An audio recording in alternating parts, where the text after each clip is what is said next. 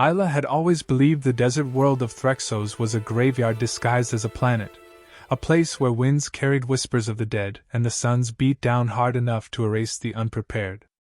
But nothing prepared her for waking up alone, throat burning, visor cracked, and her calms filled with static.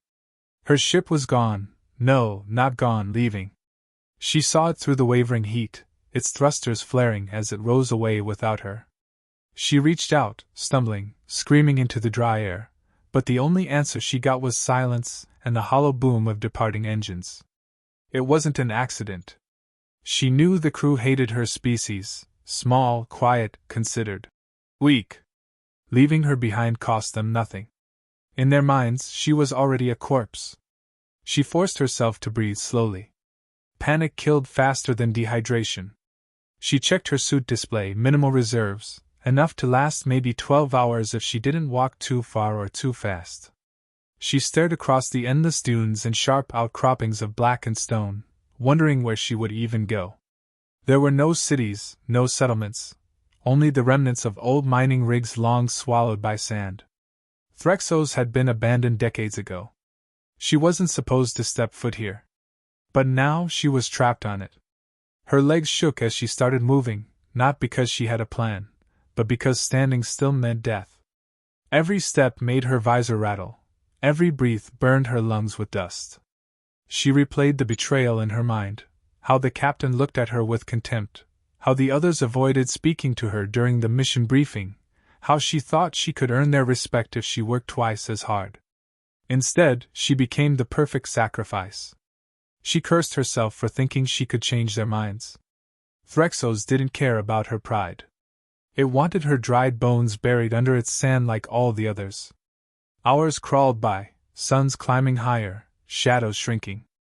Isla's legs grew heavy, and the heat pressed against her like a furnace.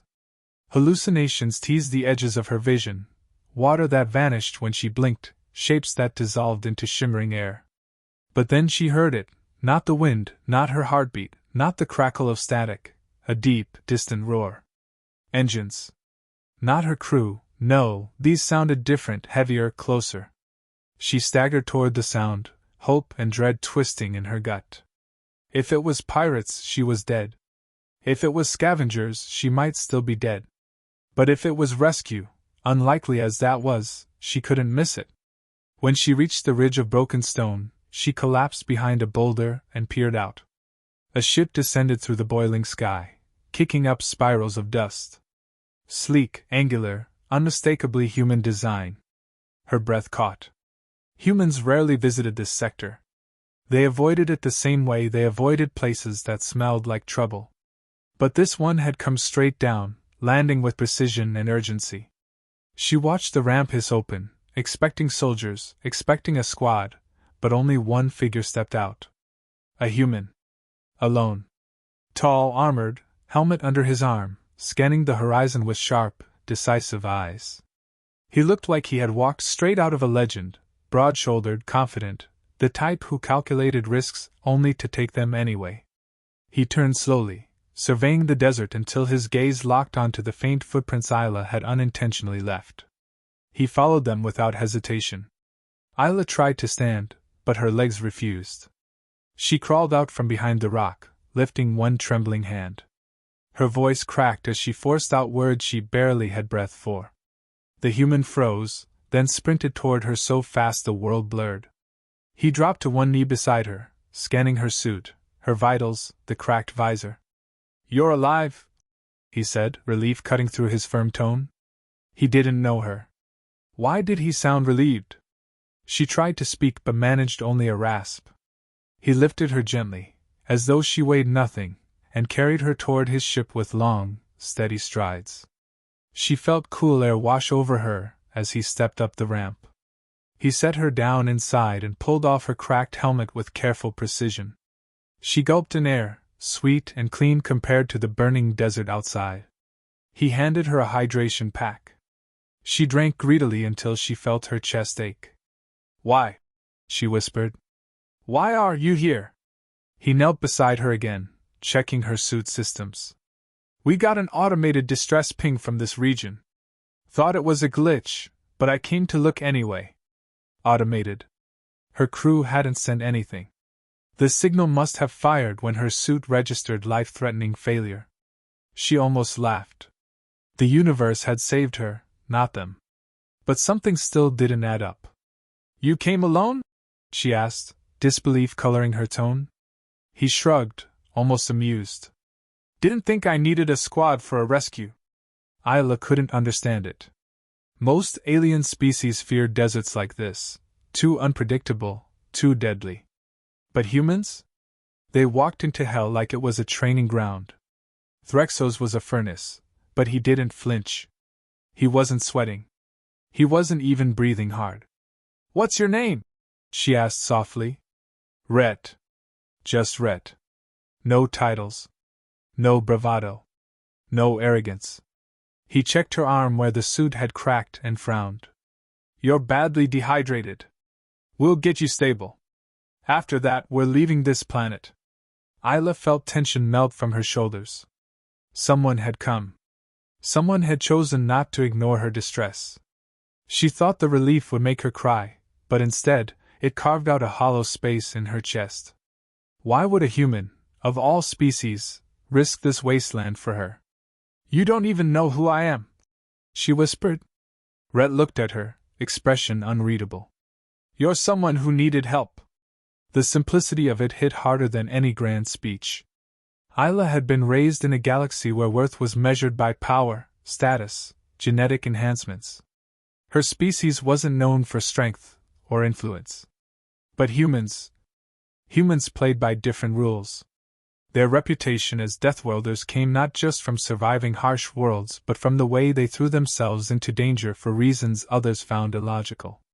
Loyalty, stubbornness, empathy, traits that made other species cautious around them. Rhett stood. "Rest. We leave in an hour." Isla leaned back, letting exhaustion wash over her. She listened to the hum of the ship, steady and reassuring. Maybe she wasn't safe yet, but she wasn't alone. And for the first time since she woke on the sands, she felt something stir inside her. Anger, purpose, something fierce that refused to die. Because if her crew had abandoned her to be swallowed by the desert, then they hadn't just left her for dead. They had made an enemy. And Rhett, this reckless, fearless human, had just saved someone who planned to return the favor. The desert world had failed to kill her. But she would remember every grain of burning sand, every step she dragged alone, every breath that tasted like ash. And she would make sure that those who betrayed her learned what humans already knew. Sometimes, rescuing one person changes the fate of many. And sometimes, leaving the wrong person behind wakes a storm you never saw coming. A storm that now had a human standing at its center. Rhett worked with the focused calm of someone who had done this 100 times before. Isla watched him from the medbench as he moved through the ship, adjusting controls, checking flight diagnostics, locking down systems. There was no hesitation, no wasted movement. Humans always moved like that when something mattered, she'd heard, but she'd never seen it up close. Not like this, not when she was the reason he was acting with such quiet urgency. She shifted slightly, wincing as her muscles protested. Her body felt heavy, every limb stiff from dehydration and heat stress. But she was alive. And the thought kept circling back, stubbornly. She would have died out there if not for him. She wasn't used to being saved. Not by strangers. Not by humans. Rhett finally turned toward her, arms crossed as he leaned against the console. "Vitals are stabilizing," he said. "You're still weak, but you'll recover." "How long until we're off-world?" she asked, forcing her voice to steady. "Soon. I'm waiting for the engines to cool from the descent." Isla frowned. "Then why land so fast? You could have scorched the entire ship plating." He looked at her the way someone looks at a strange question. "Because you didn't have time for a slow landing." She blinked. "You risked a crash for me? Didn't think about it like that." He shrugged, almost casual. "Thought about the fact that someone was dying." Isla stared at him. It wasn't bravado. He was stating a simple fact. He behaved as though risking himself wasn't extraordinary at all. "That's unusual," she murmured more to herself. For humans or for everyone else? He asked dryly. She hesitated. Both. A faint smirk threatened the corner of his mouth, but he didn't pursue it. Instead, he walked toward the side compartment and pulled out a portable scanner. As he adjusted a few controls, Isla found her thoughts drifting back to the crew that had abandoned her. She had replayed their words so many times, analyzing each interaction, trying to figure out how she'd missed the warning signs. But the truth was simpler: they never saw her as worth saving. Rhett, noticing her expression shift, paused. Something bothering you? Isla exhaled slowly. I was left here on purpose. The crew didn't like me. Didn't trust my species. We don't have the strongest reputation out there. Is that why they dumped you on a dead world? It wasn't said out loud, she replied bitterly. People like me get pushed aside quietly. We get lost in missions. We get written off in reports. Most of the time, nobody cares enough to verify what really happened. Rhett's jaw tightened. But you survived. I barely did. He set the scanner down. Barely is still alive. That counts. I shouldn't have needed saving at all, she whispered. Rhett didn't argue. Instead, he walked over and sat across from her, elbows on his knees. He studied her more closely, not with pity but with a kind of analytical concern. She found herself surprised at how steady his gaze was. Humans had eyes that felt like they could see straight through someone if they wanted to. Tell me what happened, he said. She hesitated, but the words pushed out anyway. We were on a survey mission. I wasn't supposed to disembark, but they insisted I check the sensor module. It was pointless busywork. When I stepped out, the hatch sealed behind me. They didn't answer comms. I think they waited until I was far enough from the ship that my suit wouldn't register proximity. Then they took off. And didn't expect anyone to come looking. Rhett concluded. No one ever comes to Threxos. It's a dead rock. He leaned back slightly, expression darkening. Your crew made a choice. A bad one. Alia swallowed hard. Do you know what the worst part is? I wasn't surprised. Rhett shook his head. That doesn't make it okay. It's normal for us, she whispered. My species is small. Physically, mentally, we're not built like humans. We're faster to panic, slower to adapt. Other species treat us like we're fragile. Disposable. Rhett's voice grew sharper. You crossed the desert alone with a cracked visor and no water. Fragile doesn't do that. She looked away. I didn't want to die. Then that's strength, he said. Sometimes that's the strongest thing anyone can have. She stared at him, stunned by how simply he said it, like it was an unquestionable truth, a law of nature. Rhett stood and checked the engine diagnostics again. You'll have the chance to explain everything properly once we're out of here. Explain to who? She asked. The authorities. Whoever owns your mission. Alia felt her stomach drop. They'll believe the crew over me. Rhett turned. Then they'll have to argue with the human who found you half dead on a rock you weren't supposed to be on. You'd testify for me? She asked quietly. He blinked, as if the question made no sense. Of course I would. Why? Because it's the truth. Alia laughed weakly. You humans really are strange. Rhett pointed at her with a half-smile. I'll take that as a compliment. She looked down at her hands. They were still shaking.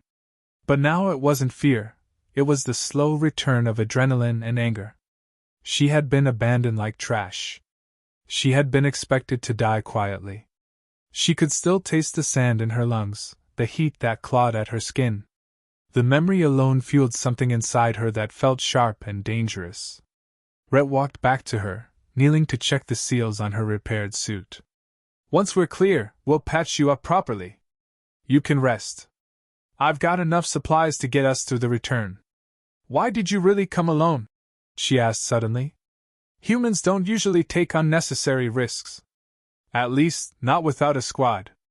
Rhett paused. I was closest to the signal. If I waited for backup, you would have died. So you didn't think twice. He shrugged. I didn't need to. She studied him, this man who had walked into a desert death world because a stranger might need help. It made no sense. But it was also exactly why humans were feared and admired. They charged into danger not because they were reckless, but because something inside them refused to let someone die if they could stop it. Isla's breath steadied as the engines hummed beneath them. The ship felt alive now, vibrating with controlled power. She felt alive too. More than she expected to. Red moved to the pilot chair, tapping commands across the console. Engines are ready. You good? Yes, she said, more firmly than she felt. As the ship lifted, Isla felt herself rising too, not physically, but in a way that tightened her resolve. She wasn't the timid, overlooked crew member anymore. She wasn't the disposable one. Something had changed the moment she saw Rhett walk across the desert toward her. You know, she said softly, when I thought I was going to die out there. I wasn't angry. Not at first. I was just tired. And now? Rhett asked without turning. Now I'm not tired. Now I'm furious. Rhett smiled faintly, the engines roaring as the ship punched through the heavy desert air. Good. Hold on to that. It'll take you further than fear ever could. Alia let the words settle deep inside her. She wasn't done. Not with the world. Not with the people who left her. Not with her own story. The desert had tried to bury her, but instead it had given her something else, something sharp, something unbreakable. And she wasn't alone anymore. Rhett had pulled her from the grave. Now she planned to rise. Alia's strength returned slowly, but her mind was sharper than it had ever been. The desert had stripped her down to bone-deep survival instinct, and now, inside the humming ship, that instinct wouldn't let her rest. She stayed near Rhett while he piloted, her gaze flicking between the stars and the sensor feed. Space felt safer than the desert, but safety was always temporary. Especially for someone who had been left to die. The ship vibrated as they cut through the outer atmosphere, and Rhett adjusted the stabilizers with practiced ease. He still looked calm, but Alia noticed the tightness in his shoulders. He kept checking the long-range scanners more often than necessary. Something bothered him. You're expecting trouble, she said. He didn't deny it. Someone abandoned you. That means they didn't care who found you. Or maybe they cared too much. Alia felt a chill. You think they'll come looking for me? I think they'll come looking for the story, Rhett replied. People who dump crew members usually want the loose ends buried. Fear tried to climb up her spine, but she forced herself to sit straighter. If they come, you should let them take me. I don't want you risking. He gave her the same look he'd given her in the desert. The one that ended arguments. Not happening. Alia swallowed and nodded. She should have known better than to try convincing a human to back down. Once they decided something mattered, nothing could pry them away from it. The scanners flickered. Rhett leaned forward. Contact. 2 ships. Closing fast. Her pulse spiked. Them? Pretty sure. His voice dropped into something colder, harder. Stay behind me when we land. Land? She repeated, confused. We're not running? We can't outrun them in this rust bucket. We land, we choose the ground, and we don't let them near you. The planet ahead was a half-dead settlement moon, thin atmosphere, scattered outposts, old mining fields. It looked like the kind of place no one checked, no one patrolled, no one cared about. Perfect for people who wanted to hide. Or for people who wanted to reclaim something they'd thrown away. Rhett brought the ship down with controlled force, dust exploding across the barren landing pad. Alia braced herself, senses alert. She hated the dryness of this world, hated the familiar sting of heat, but this wasn't the desert that tried to kill her. This time she wasn't alone. Rhett powered down the engines and stood. Listen to me, he said. These people aren't here to talk.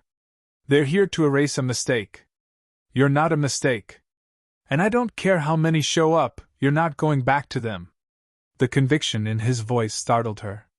He sounded like someone protecting family. They stepped out of the ship together. The air was coarse, heavy with dust. A pair of ships descended on the far ridge, sleek and dark, shapes she recognized from her mission crew. When they landed, Alia felt her chest tighten. Her former crewmates stepped out with practiced confidence, their armor catching the sun, their faces unreadable. One of them, Commander Rowleth, walked ahead of the others. He saw Alia and smirked. "So," he called out, "you managed to cling to life after all. Impressive. Wasteful, but impressive." Rhett stepped between them before Alia could respond. His presence was solid, immovable. "You abandoned her," he said. "She was left to die." Rowleth shrugged. "She was slowing down the mission. Some species can't handle real work. We made a command decision." Alia felt the words punch into her like physical blows. She'd known it was coming, but hearing it spoken aloud made her hands tremble with anger. Rhett didn't flinch. "She's under my protection now." Rowleth glanced at him with amusement. "Human, this isn't your business. You found something you shouldn't have.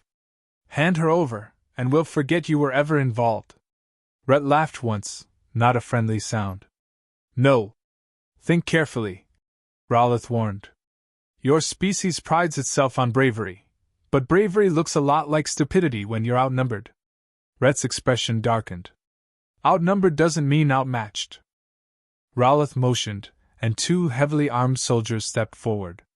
They looked eager, like they already imagined dragging Alia back in chains. Fear tried to claw its way inside her chest, but Rhett stayed exactly where he stood, shoulders squared, weight balanced, ready. Rowleth sighed as if bored. "Alia, you know how this works. You were a liability. You still are. Don't make this harder." Alia stared at the commander who had once sat across from her in briefings, who had assigned her tasks with a false smile. She remembered how he dismissed her concerns, how he never bothered to learn her name until he needed something. She'd thought his indifference was harmless. Now she knew better. Rhett turned slightly to her. "Tell him." Alia's throat tightened, but she forced the words out. "I'm not property. And I'm not going back." Rowleth laughed. "Of course you are." That casual cruelty snapped something inside her. Before she could speak, Rhett stepped forward. "You heard her," he said. "She's done with you." Rowleth's soldiers raised their weapons. Rhett didn't move. The stillness around him was terrifying, not to Alia, but to the men facing him. She saw the shift in their posture, the uncertainty. They expected fear. They got a human with nothing but determination and a worn-out flight suit, staring them down like they were insects. Rowleth scoffed. "You're going to fight us? For her?" Rhett's voice dropped to steel. "For her. For what's right. For the fact that a crew who abandons someone has no authority over anything. Pick one." Rowleth signaled the attack. The first soldier lunged. Rhett reacted instantly, moving faster than Alia expected, faster than the soldier anticipated. He caught the weapon, twisted, and drove his elbow into the man's torso. The impact sent the soldier crashing to the ground. A second came in from the side, but Rhett pivoted, using the man's momentum against him and slamming him into the landing pad. Alia watched in shocked awe. Rhett wasn't bigger or stronger, but there was an efficiency to every movement, a lethal clarity. Humans were built for survival, for war, for refusing to fall even when the odds were impossible. Rowleth stepped back, rage twisting his features. "You're making a mistake." "No," Rhett said. "You made the mistake when you thought no one would stand up for her." The remaining soldiers hesitated. Rhett didn't give them time to regroup. He advanced, controlled, precise, forcing them backward with nothing but sheer presence. Alia realized then what made humans terrifying. They didn't fight for dominance. They fought for people. Rowleth pulled a sidearm. Alia gasped. Rhett froze only long enough to gauge the angle. Alia stepped forward before she even realized she'd moved. "Stop!" Rowleth smirked. "Finally. Sense." But Alia wasn't stepping forward to return. She was stepping forward to stand beside Rhett. She positioned herself at his shoulder. "He's not alone," she said. Her voice didn't shake. "Not anymore." Rhett's eyes flicked toward her, briefly, gratefully, before locking back on Raloth. You want her? Rhett said. You get through both of us. Raloth hesitated. He had the numbers. He had weapons. He had authority. But he didn't have conviction. He lowered the weapon slowly. This isn't over. It is, Rhett said. Walk away. Raloth glared, but something in Rhett's stance, calm, unbroken, willing to die here, forced him to back down. He signaled the retreat, and the soldiers dragged their wounded back to their ships. As they lifted off, Alia let out a shaky breath. Her legs threatened to give, but Rhett caught her with a steady hand. You okay? He asked softly. She nodded. They expected me to be afraid. You weren't, he said. Not when it mattered. I wasn't alone, she replied. He smiled, small, but real. You never will be again. They watched the ships disappear over the ridge. The dust settled around them. Alia felt something inside her settle too, something fierce and new. She didn't just survive. She stood. And beside a human, she would never be disposable again. Alia stayed close to Rhett as they moved back toward the ship, her limbs still trembling from adrenaline. The encounter hadn't lasted long, but its weight pressed down on her chest. For the first time since she'd been abandoned, she felt something unfamiliar, vindication. Someone had finally stood between her and the people who decided her life was worth nothing. It shouldn't have mattered as much as it did. But it did. It mattered deeply. Inside the ship, Rhett locked the hatch and began running rapid diagnostics again. Alia dropped into the nearest seat, trying to steady her breathing. Her heart raced not from fear, but from the intensity of what just happened. She wasn't supposed to be the one protected. She wasn't supposed to have someone fight for her. Her species rarely inspired loyalty in others. But Rhett had fought without hesitation. He glanced at her once, reading the tension in her shoulders. You did good out there, he said. I didn't fight, she replied quietly. You stood your ground, he said. That's harder than throwing punches. Alia wasn't sure if she believed that, but she let the words settle. They didn't feel like comfort, they felt like truth. Rhett returned to the controls and began rerouting power. We need to leave before they return with reinforcements. They won't accept what happened as final. Alia swallowed. They'll report me as a deserter. Or claim I attacked them. I know, Rhett said, voice calm, but edged with irritation. Which is why we get ahead of them. Alia frowned. How? By going straight to the nearest coalition checkpoint. With you alive. And with my ship logs. She stared at him. You recorded the confrontation? He tapped the side panel. Everything from the moment we landed. Standard human emergency protocol. Alia didn't know what shocked her more, that he had evidence, or that he had thought far ahead enough to gather it automatically. You planned for this, she said. I prepared for it, Rhett corrected. Big difference. He initiated takeoff sequences, and the ship rumbled beneath them. Alia watched his hands move across the console with steady precision. This human wasn't just brave, he was calculated. He didn't rush into danger blindly. He walked into it with purpose. The ship lifted, dust swirling below. Alia tightened the harness across her chest as they accelerated into the thin atmosphere. Rhett angled toward open space, even as the sensors flashed warning pulses. Alia saw the readings first. Rhett, look! He didn't need her to finish. A third ship appeared on the scanner, larger, heavier, and not one of Raloth's. It was a coalition enforcement frigate. Alia's stomach twisted. If they scan us, they'll assume we're fugitives. We're flying from a restricted moon. Rhett didn't slow. Then we don't give them the chance to guess. How? By telling them the truth before anyone else does. Alia stared at him. Honesty was rarely a weapon in her world. It was a vulnerability. But Rhett wielded it like armor. You trust them to take your word over a commander? I trust facts over rank, he said. The calm crackled. A deep voice echoed through the cockpit. Unregistered vessel, halt immediately. Identify and state purpose. Alia's heart hammered.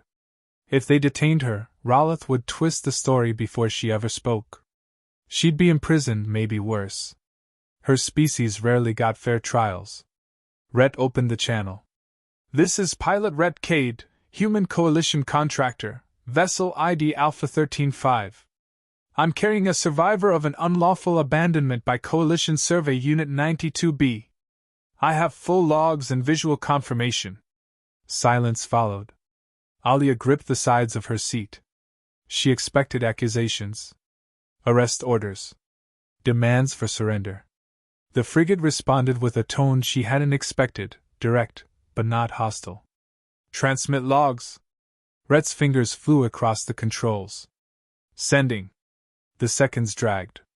Alia kept her eyes on the cold light of the stars, unable to steady her breath. She wasn't afraid of the Coalition. She was afraid of being unheard, unseen, dismissed again by people who didn't care whether she lived or died. The comm crackled once more. Survivor, identify yourself. Alia leaned forward, voice trembling but clear. She gave her name, species, mission assignment, and stated the abandonment without embellishment. Saying it aloud felt like ripping open a wound she'd barely stitched together. But Rhett sat beside her, it grounded her. His presence was a reminder that she wasn't speaking into a void. The frigate responded after a long pause. Acknowledged. Your statement matches sensor irregularities in the survey team's last transmission. You will board for medical review and formal testimony. Contractor Cade, you are authorized to escort. Alia blinked. They believe us? They believe the evidence, Rhett said. His voice was steady, but she heard the small exhale he released. Even humans had limits to their confidence. The frigate secured their docking path automatically, guiding them in. As the massive ship filled the viewport, Alia felt the weight of everything pressing down on her: the desert, the abandonment, the confrontation, the uncertainty of what came next. When the docking clamps locked in place, Rhett unbuckled and turned to her. You're not alone in there, he said. I'll stay with you the whole time. They can't twist this, Alia. Not while I'm here. His certainty steadied something inside her. Thank you, she whispered. He shook his head. Don't thank me for doing what anyone decent should have done. But not everyone would, she said. He didn't argue that. The hatch opened, revealing the sterilized walkway leading into the frigate. Coalition officers waited, 2 medics, 1 investigator, and a neutral observer. None looked hostile. None looked sympathetic either, which Alia preferred. Pity made her feel small. Neutrality gave her room to breathe. The medics quickly scanned her, confirming dehydration, heat trauma, and signs of prolonged exposure. Their professional detachment comforted her more than warmth would have. Facts mattered. Facts would save her more than emotions ever had. The investigator reviewed Rhett's logs on a portable panel. Your crew's actions breach 5 Coalition regulations, he said calmly. An inquiry is underway. Alia stared down, anger simmering through her veins. They won't admit it, she said softly. They won't need to, he replied. Abandonment leaves traces. Rhett stood beside her, arms crossed as if daring anyone to challenge the truth. She deserves justice, he said. She'll have it, the investigator replied. Alia felt her breath catch. For the first time, the idea didn't seem impossible. They were escorted to a private room for the formal statement process. Alia answered every question in steady tones. Rhett added clarifications where logs supported them. The investigator's expression shifted subtly as the evidence built, but he never interrupted. When it was over, the investigator stood. You did well. Both of you. The charges will move forward immediately. She is under coalition protection until the verdict. Alia felt a strange mix of relief and exhaustion. Protection. A word she had never associated with her own life. Rhett placed a hand on her shoulder, gentle, grounding. You're safe, he said quietly. She closed her eyes. For the first time. I believe that. He gave her a small smile. Good. Then let's figure out what comes next. What does come next? She asked. His voice softened. Whatever life you choose. Not the one they forced on you.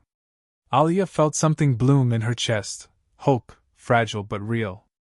She had been left on a dead world to die forgotten. Now she stood inside a coalition frigate with a human who refused to let her disappear. For the first time since she'd been abandoned, her future wasn't a sentence. It was a beginning.